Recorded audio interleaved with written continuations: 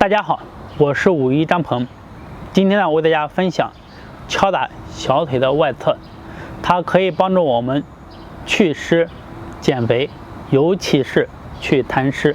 像特别肥胖的，比较顽固的，或者是经常打呼噜啊，嗓子里面老感觉有痰、黏糊糊的，这种一般情况下你的是湿气重，而且痰湿比较重，那我们就要多敲一敲小腿外侧。小腿外侧有个叫丰隆的，它对我们祛痰、祛湿的效果是非常好。好，找到了以后呢，我们呢一般从膝盖外侧，好，这个地方敲到踝关节上方，好，这个地方。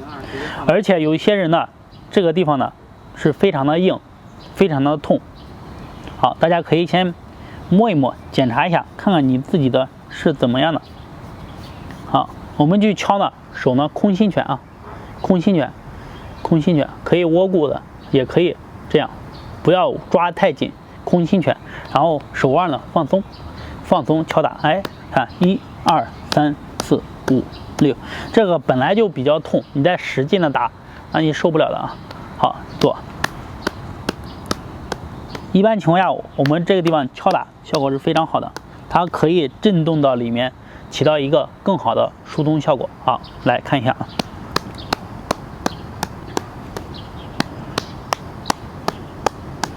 好，1、2、3。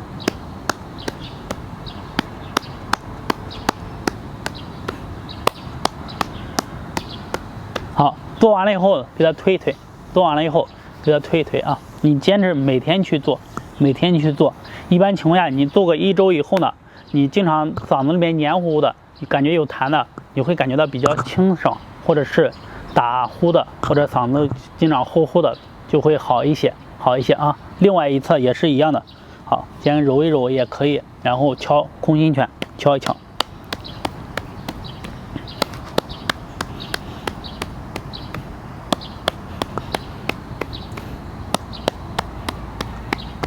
好，然后推一推啊，做多少呢？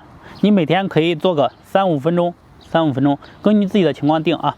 好，没事的，我们都可以给它推一推小腿外侧，效果是非常好，祛痰湿。然后呢，大家湿气重的、痰湿重的一定要坚持做。今天呢就讲到这里，如果对养生运动还有什么疑问，可以在下方评论留言和我进行交流，谢谢。